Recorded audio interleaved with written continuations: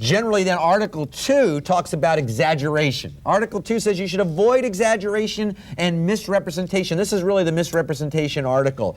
And concealment. Avoid concealment of pertinent facts. And do not reveal facts that are confidential under the scope of your agency relationship. Let's read Article 2.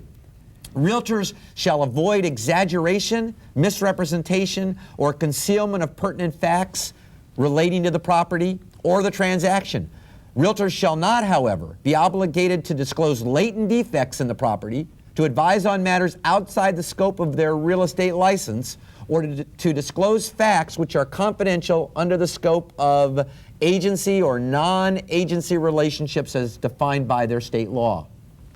You know, state law is very concerned as well with disclosure of material facts. And of course, defining what are material facts is a problem, and some states have taken a certain direction, and other states include more in what might be deemed to be material facts.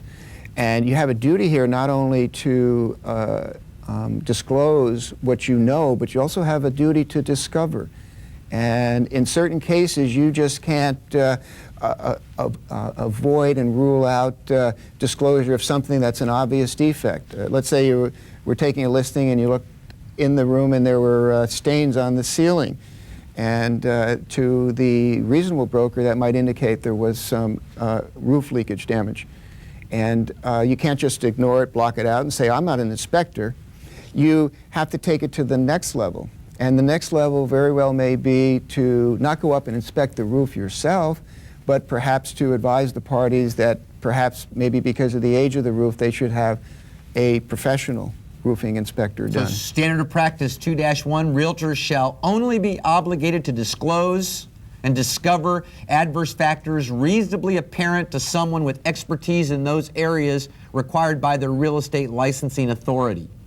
Article 2 does not impose upon the realtor the obligation of expertise in other professional or technical disciplines. So you don't have to be an engineer or a building inspector just because you're a real estate licensee. You're a real estate licensee, you have the duties then to disclose material facts. You do not have the duty to discover latent defects. When they use that word latent defects, they're talking about hidden, non-obvious type of defects. An undetonated bomb from World War II in the basement was always a fun example that I would use.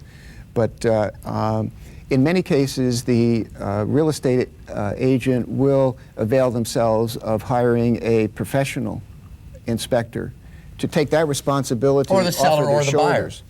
buyer would hire somebody. Right. Recommend that inspection be done. In fact, in some states, it is a requirement under state law that you use professionally licensed home inspectors. Standard of practice 2-2 and 2-3 were actually moved to another part of the code, so we'll move right to standard of practice 2-4.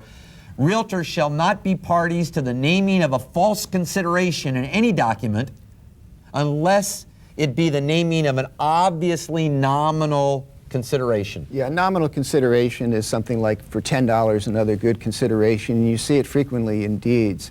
What this standard of practice is driving at is where the parties are using dual contracts. They have the real contract between themselves, but then maybe they'll produce another contract with a different price or different terms for lender deception or for the tax assessor deception. Right, and of course the lender deception under federal regulations, you know, there you're going to be in serious trouble. The Federal Bureau of Investigation likes those kinds of cases. So, standard of practice 2-5.